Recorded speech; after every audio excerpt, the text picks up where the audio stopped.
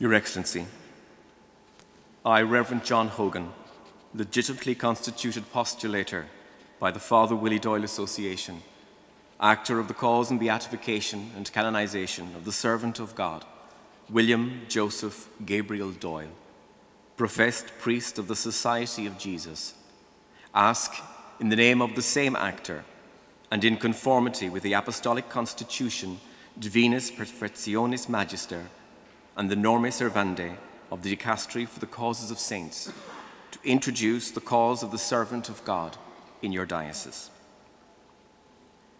The servant of God, William Joseph Gabriel Doyle, was born on the 3rd of March, 1873.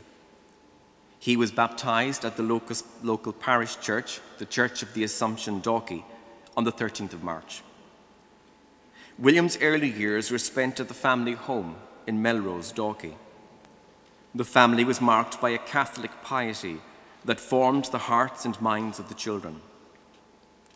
As a child, William was particularly precocious when it came to faith and works of charity. He was known to help the family servants in their work, rising earlier than them to clean out fireplaces and light the fires to ease their workload. As he grew older, his charitable activities saw him frequent the homes of the poor on Dalkey Hill, bringing them food and cleaning their houses. Following secondary education at Ratcliffe College, Lancashire, England, he discerned a vocation to the priesthood. He was received into the Society of Jesus on the 31st of March, 1891, at St. Stanislaus College, Tullabeg, Rahan, County Offaly. While in novitiate, he offered his life to Christ through the hands of Mary as a martyr.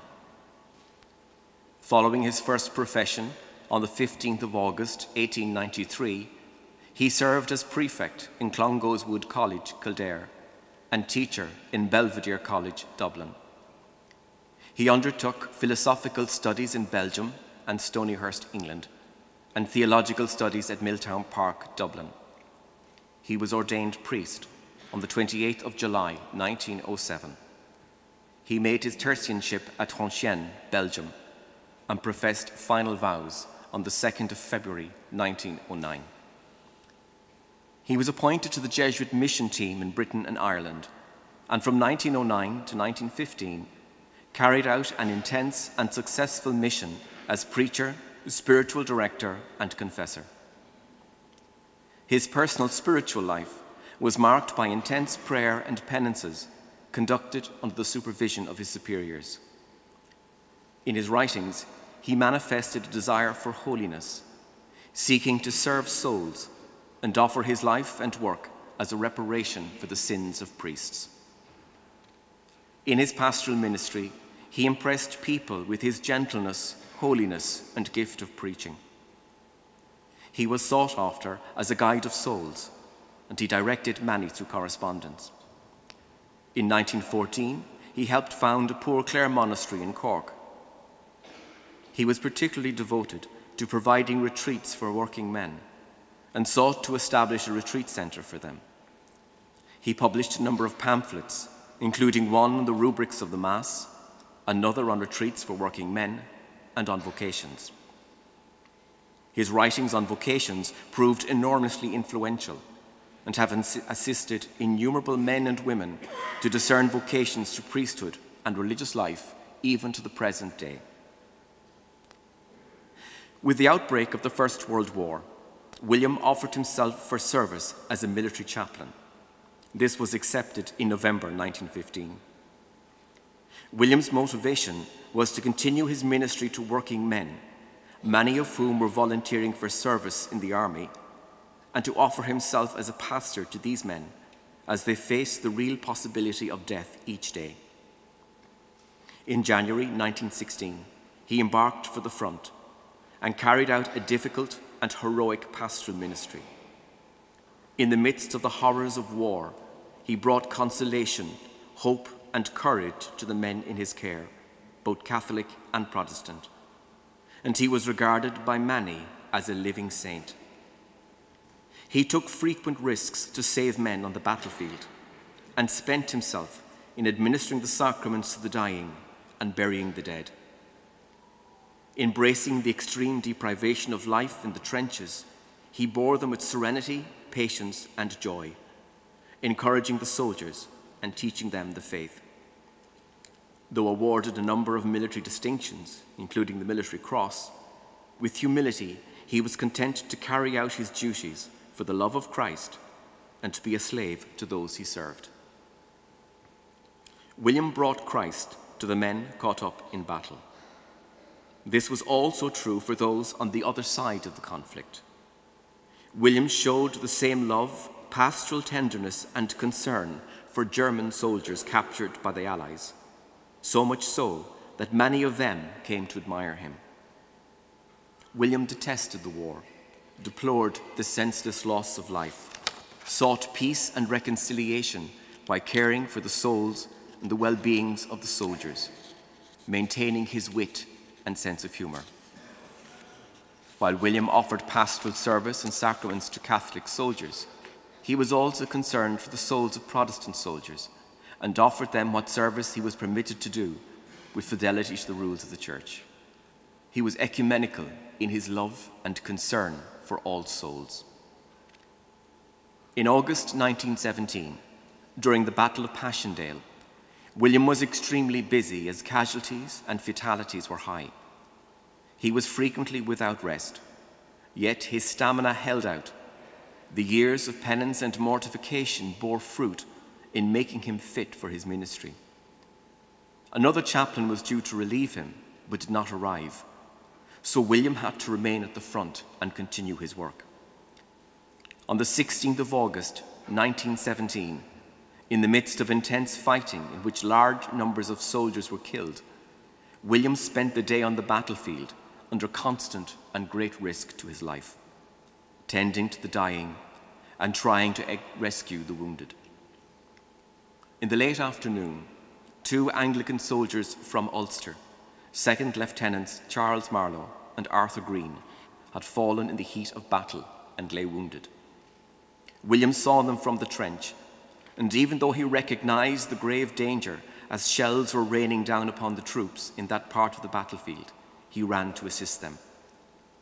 As he was trying to drag them to a shelter for safety, a German shell hit them and all 3 were killed outright.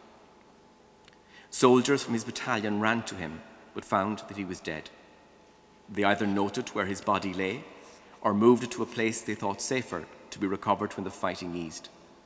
Later, when they returned to the spot, they could not find the body. It had either been hit by another shell and completely destroyed, or other soldiers discovered it and buried it somewhere. Testimonies following William's death from both Catholics and Protestants, soldiers and their commanding officers, speak of his heroism, profound holiness, and complete dedication to his mission and to the souls in his care. Immediately devotion to him emerged. This was particularly evident among soldiers he served and their families, who held him in great veneration, as well as those who knew him as a preacher and guide of souls. As news of his heroism on the battlefield spread, devotion also emerged among the faithful. Professor Alfred O'Rahilly's biography of William, which included many details of his private spiritual life, was published in 1920, running through 5 editions and multiple translations. Other biographies followed, and there were calls from around the world for his cause to be opened, and this call has been renewed frequently since the 1920s to our own day. Numerous Catholics and non-Catholics, clergy, religious and laity have been influenced by William's life, ministry and heroism, including a number of saints and blesseds whose own sanctification was marked by his example and spirit, including Saint Josemaria Escrivá and Saint Teresa of Calcutta.